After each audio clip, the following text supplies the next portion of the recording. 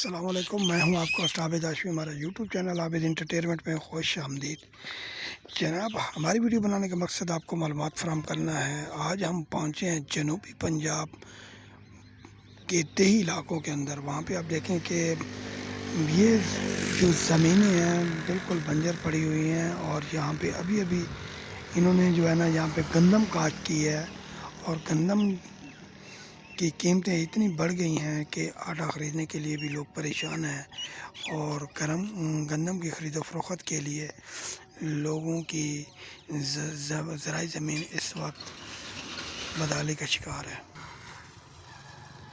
ये वो दही इलाके हैं जहाँ पे बिल्कुल जो है ना काफ़ी महंगाई की वजह से खाद बीज मुयसर न होने की वजह से ज़मीनें बिल्कुल बंजर पड़ी हैं, और किसी किस्म के किसान को रिलीफ नहीं दिया जा रहा। आप हमारे चैनल को सब्सक्राइब करें, लाइक करें, और कमेंट में ज़रूर बताया करें कि आपको ये वीडियो कैसी लगी है। हमारी वीडियो बनाने का मकसद सिर्फ़ और सिर्फ आपको मालूमात फ़राहम करना है। उम्मीद है आपको ये वीडियो हमारी पसंद आई होगी। इंशाअल्लाह अगली वीडियो में फिर मिलेंगे जी। अपना ख्याल रखिएगा। अल्लाह हाफ़िज़।